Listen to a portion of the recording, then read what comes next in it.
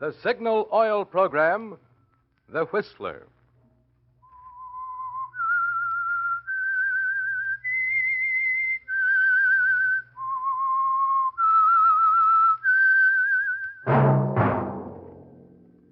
That whistle is your signal for the Signal Oil program, The Whistler.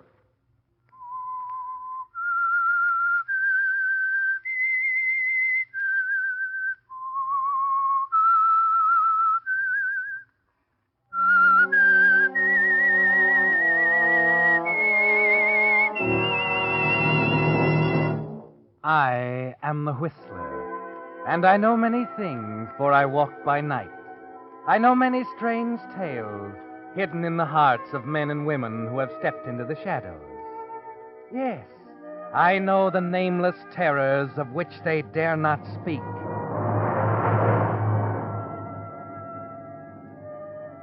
Yes, friends, it's time for the Signal Oil program, The Whistler. Rated by independent research, the most popular West Coast program in radio history. And Signal gasoline is tops, too. Tops in quality. It takes extra quality, you know, to give you extra mileage. And Signal is the famous Go Farther gasoline. So look for the Signal circle sign in yellow and black that identifies friendly dealer-owned Signal service stations from Canada to Mexico. And now, the Whistler's strange story, Whispered Verdict.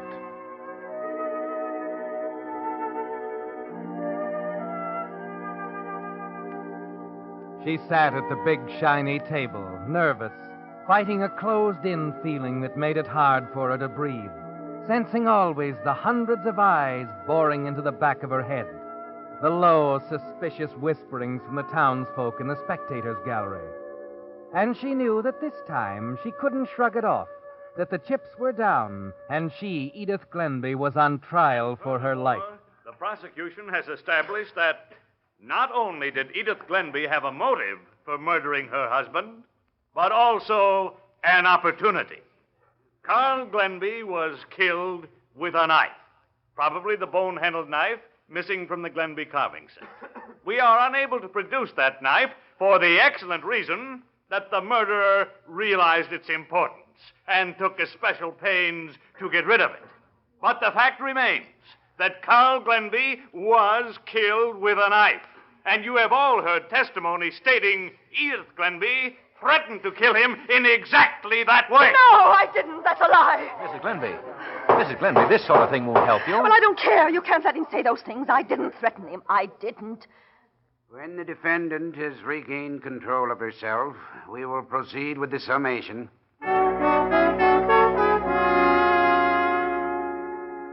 But it isn't easy to control yourself, Edith. With the scales of justice teetering back and forth, and your own life in the balance, you try and settle down, telling yourself your turn will come when Charlie Jackson, your lawyer, has his say. The prosecution has established that Mrs. Glenby quarreled with her husband. Yes, this woman you see before you, stunned with grief, miserable at this cruel and unwarranted accusation, is on trial for the murder of her husband, simply because she quarreled with him. Let the one who can honestly say there has never been a marital squabble in his family cast the first stone, or the first ballot for conviction.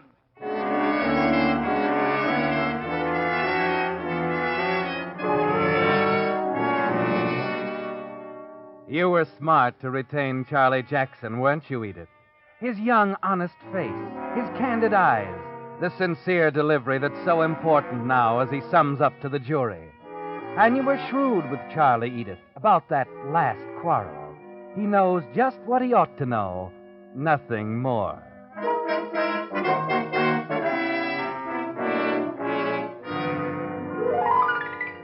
The jury is retired now, and you begin to feel confident.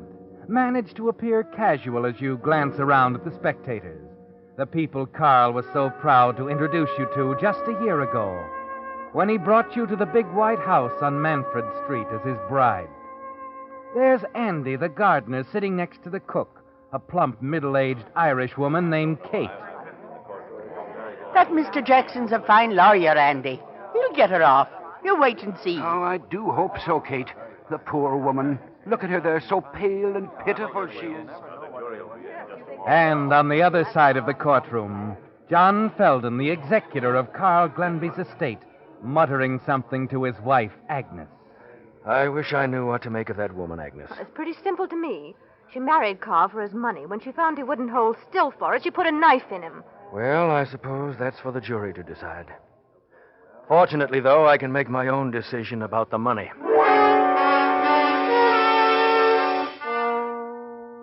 It seems an age before the door to the jury room opens, and the 12 most important people in the world take their places in the box. Ladies and gentlemen of the jury, have you agreed upon a verdict? We have, Your Honor. Will you hand it to the clerk, please? We, the jury, find the defendant not guilty.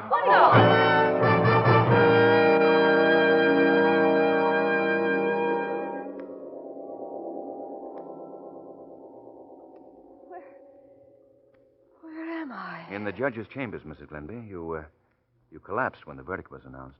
Oh, Charlie. They acquitted me. You did it. I'm safe. I never had a moment's doubt you would be. It's really over.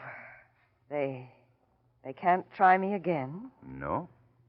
No matter what they find out? Is there something to find out? No. I only meant if somebody should trump up a piece of evidence. Like the murder knife, I suppose? Well, maybe. You know, Mrs. Glenby, there's another court, higher than the one that just cleared you. It's public opinion. Sometimes its verdict carries heavier penalties than the one you've just escaped. Well, I don't care what people think of me in this town.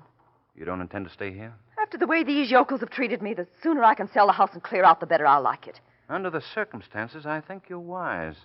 What does that mean, Charlie? Whatever you want it to mean, Mrs. Glenby. Good day.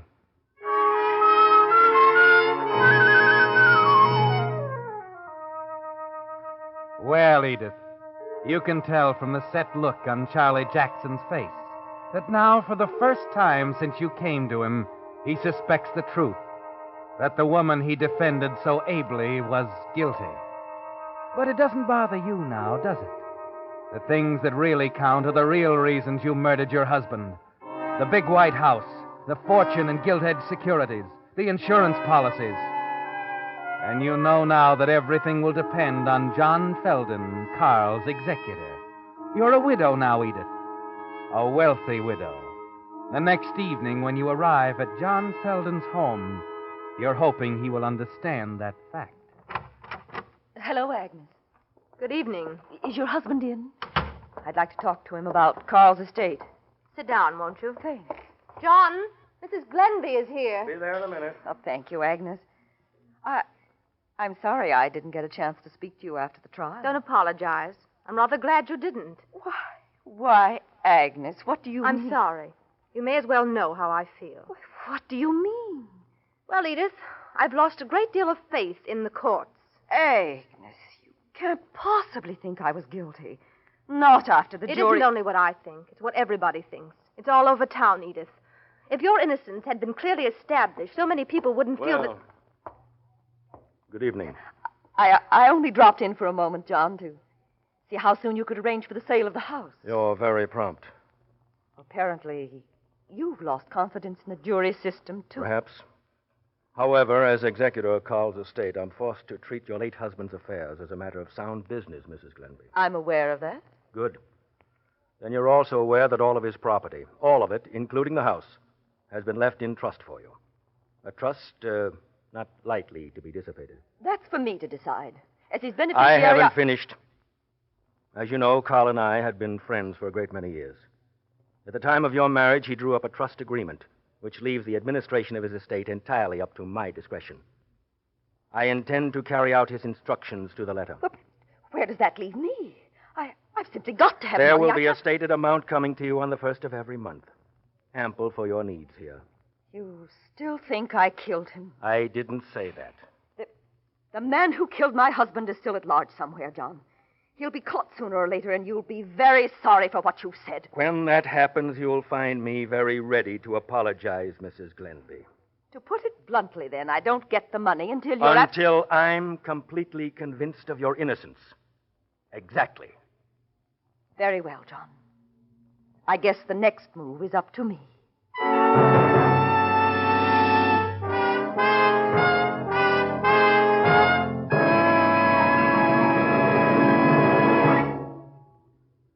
With the prologue of Whispered Verdict, the Signal Oil Company brings you another strange story by The Whistler. You regular Whistler fans have all heard me speak of the more thorough, more conscientious service cars get at dealer-owned Signal service stations. But the really important thing is what customers say about it. That's why we're so happy to receive letters such as this one I have with me tonight. It's from J. Edward Keating of Los Angeles, who writes, "The first tankful of Signal gasoline I ever tried was at the station owned by Jerry Holtzfaster. Well, it took just that one experience to convince me that Signal gasoline not only deserves its growing popularity, but also that Signal dealers are quite different from the usual station managers. Mr. Holtzfaster showed a genuine eagerness to please by giving many little unasked-for services that make such a big difference in driving pleasure. And I found I could place complete confidence in his recommendations.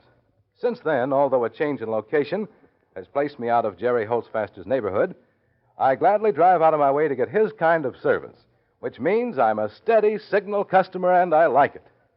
Well, Mr. Keating, if Jerry was listening to your very kind words in The Whistler just now, I'm sure he was as happy and appreciative as we at Signal Oil Company were when we received your letter. It's such commendations from customers that we're constantly receiving, which makes Signal dealers strive to do an ever better job of making today's cars run better and last longer. Now, back to The Whistler.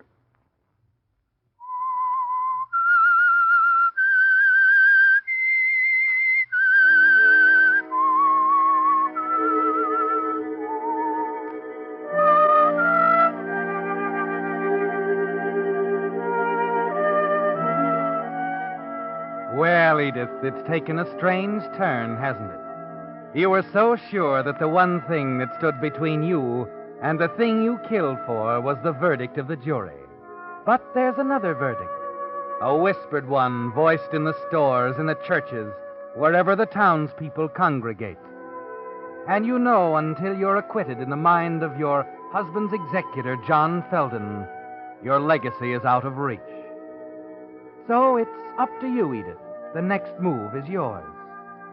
It's several days later when you finally arrive at the answer. Call Kate in one evening before dinner as you sit at your dressing table. Kate? Yes, Mrs. Glenby. Have you seen anything of that gold necklace of mine, the one with the little round locket? Your necklace? Why, no, Mrs. Glenby. It's gone. Yes. Oh, I'm sure it's been mislaid. But there hasn't been anyone in the house except me and Andy, Mrs. Glenby. Not since... Since Mr. Glenby was killed. Or perhaps not. But there was someone here that night.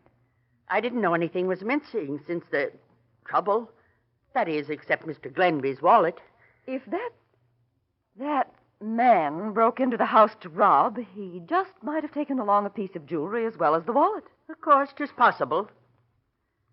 Too bad you couldn't give the police a better description of the robber you said killed your husband. Well, if the light had been on, I might have. Oh, goodness. I hope I didn't brush it off into a wastebasket or something. I think I'd have seen it if you had. Unless it was mixed in with some papers or something. Tell me, Kate, do you always burn the rubbish out in the incinerator? No. Andy usually does that, but I can... Kate, if you don't mind, would you rummage around in the ashes out there sometime? You know, just in case.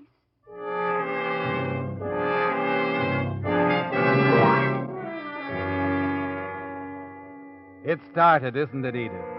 Your move to divert their suspicions. Yes. You know the missing necklace won't be in with that burned rubbish. But Kate might run across something else. Something that will turn the pointing fingers in another direction. Reverse the whispered verdict which stands against you. You wait patiently until later that afternoon, and then... Mrs. Glenby. Mrs. Glenby. What is it, Kate? Mrs. Glenby, I looked out in the incinerator for your necklace. You found No, it? I didn't. But I did find this. What? Oh, little bits of gold and leather. Yes. Like they put on the corners of gentlemen's wallets sometimes. I don't understand, Kate. How could you find them out there unless... I know exactly what you're thinking, ma'am.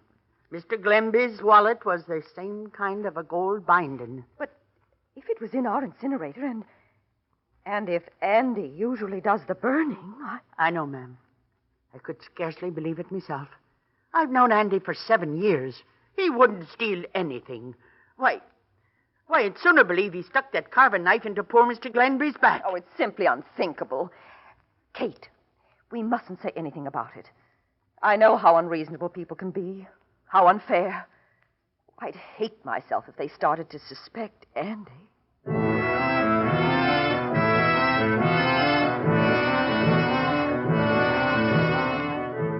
You're trembling with excitement now because your plan is working.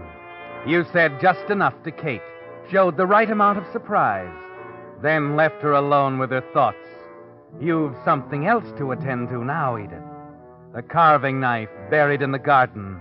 The knife you used to kill your husband.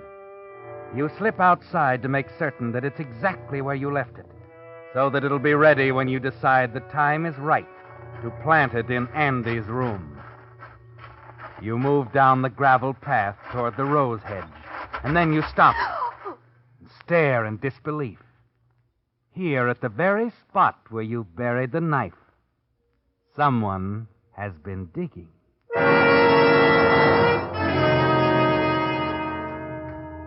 Oh, Mrs. Glenby. Oh, Andy. Oh, you gave me such a start. I guess you surprised me, too, ma'am. Not used to seeing you here out in the garden. Oh, Mr. Glenby thought so much of these tea roses.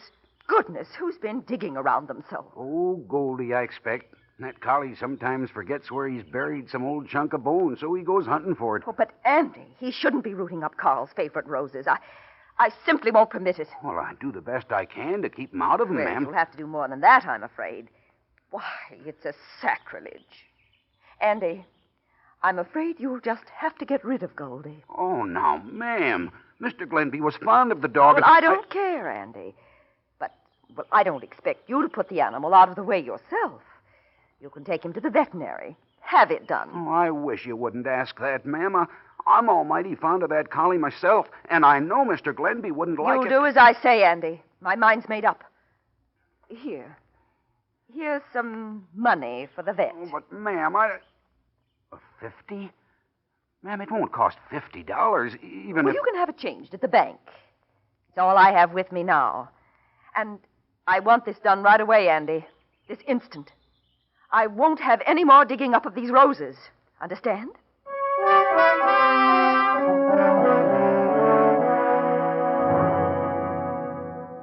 You leave Andy staring after you in hurt bewilderment. And as you walk down the path, you're thinking that the carving knife couldn't be in a better place. It was only the dog that did the digging, and he didn't dig deep. The knife will be there when you want it, won't it, Edith? Right now, there's something else to attend to. So you hurry across town to the Feldons' home.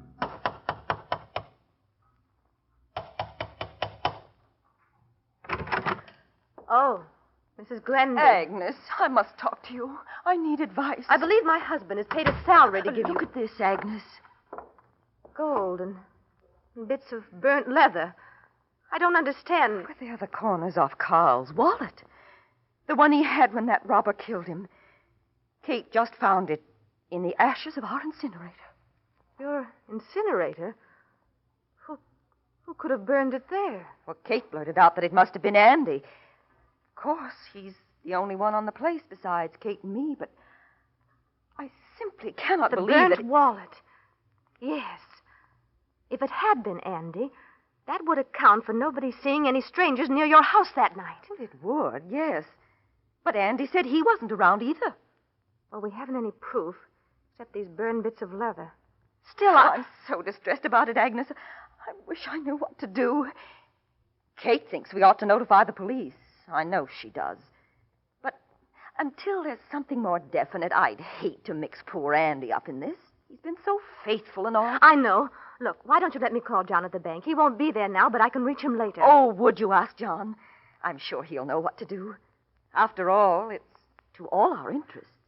Oh, yes. Yes, it is. Oh, Edith, I don't quite know how to say it, but perhaps John and I have been rather hasty in our judgment, but you see... Of course, dear, it doesn't matter. All that's important now is that we straighten this thing out. I'll be waiting for your call, Agnes, at home.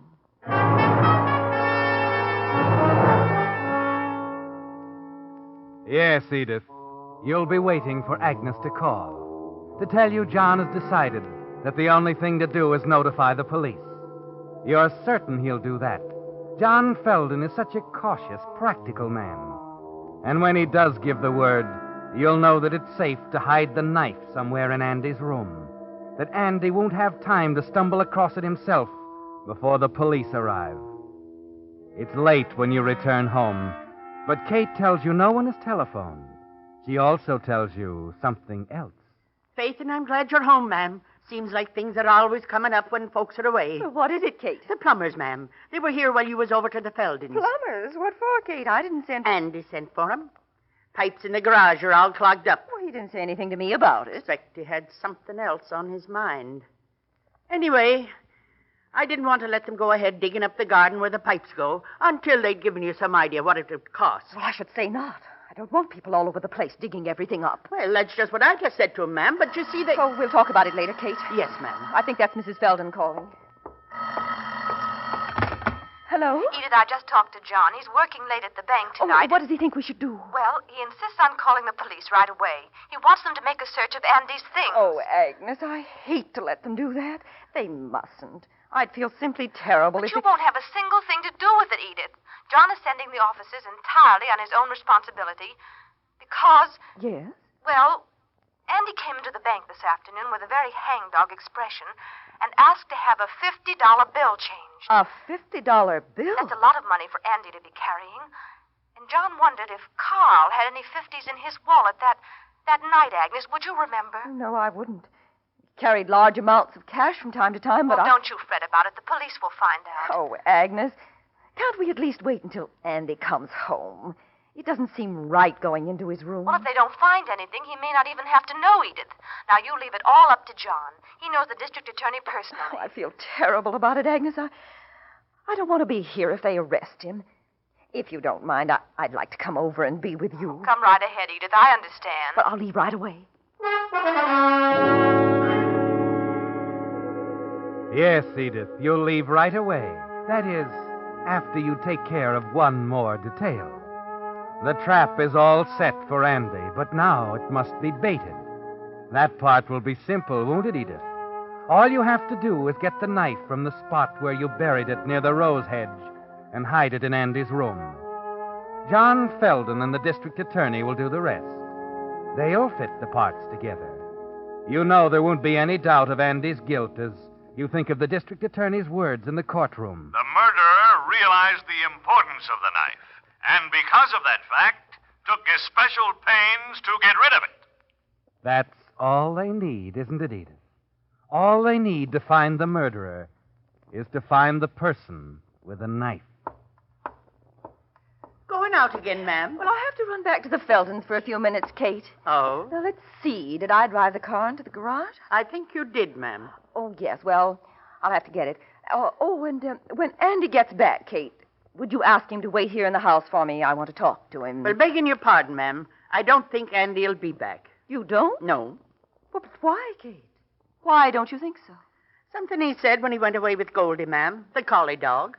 Something about if there wasn't a place here for the master's dog, there wasn't room for his gardener either. Oh. He said nobody should be too surprised if he didn't show up around here again. I'd have told you before, only there were other things on my mind, and... Kate, I wish Andy hadn't done that. People are so likely to misunderstand his running away. Oh, well, we'll know more about it before long. Good night, Kate.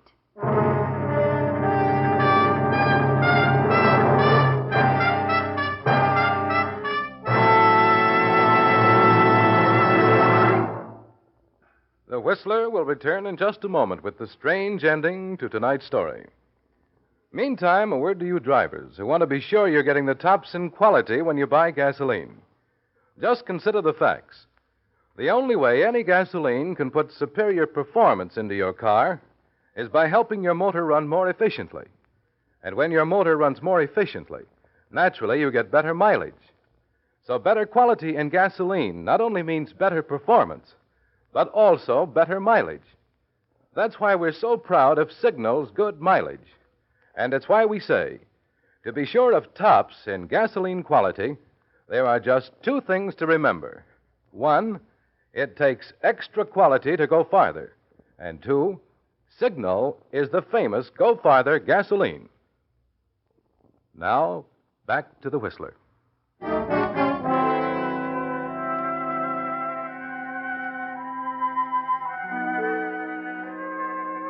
So there were two verdicts in the case of the state versus Edith Glenby, weren't there, Edith? The jury's and the public's. And you're sure now that in a matter of hours, the suspicious whisperings around town will become apologies, with John Felden the most humble of all. Yes, Edith. Once the all-important knife is found in Andy's room over the garage, it'll be all over. You leave Kate in the house, start back for the garage, by way of the rose hedge, of course. And you're wondering, Edith, if your timing is right, hoping John Felden is on his way. You know, D.A., if the gardener killed Glenby, we're going to look like a couple of fools. Well, it's still only a theory, Felden. We might have to do a lot of apologizing to Mrs. Glenby. Yes, I admit I could have been more careful with that gardener. But if it develops that an apology is in order, I certainly be the first one to do it, and in public. Well, here we are. I can't help feeling I've been unjust to her. Somehow I don't think... Is that you? Yes? Mr. Felden, I hoped you'd get here. Come quickly. What's the matter? I called you right away. No one answered. Then I called a doctor. What are you talking about, Katie? Here we are, only watch where you step. I can't see. Well, I have a match. Why, it's Edith. Yes, Mrs. Glenby. I told her the plumbers dug a trench out here. I guess she didn't pay much attention. Why, she's hurt. Badly. She's dead. But what was she doing out here in the garden? Oh, look. There at the V of her dress. Yes, it is a missing knife. The knife from our carving set. She must have been holding it when she fell. The missing carving knife. Then she had it all along. Oh, wait. Don't touch it. I'd better get in touch with my office. And offhand, Felden, I'd say we won't have to apologize to anybody.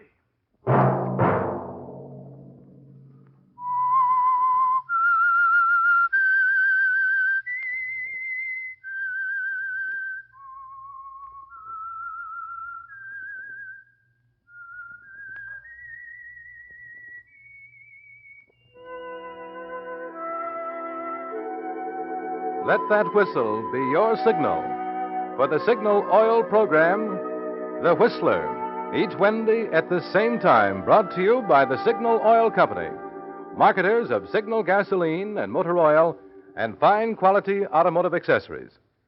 Signal has asked me to remind you to get the most driving pleasure, drive at sensible speeds, be courteous, and obey traffic regulations.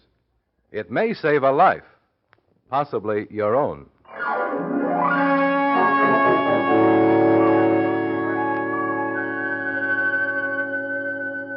Featured in tonight's story was Miss Irene Tedrow. The Whistler was produced by George W. Allen, with story by Stuart Sterling, music by Wilbur Hatch, and was transmitted to our troops overseas by the Armed Forces Radio Service. This is CBS, the Columbia Broadcasting System.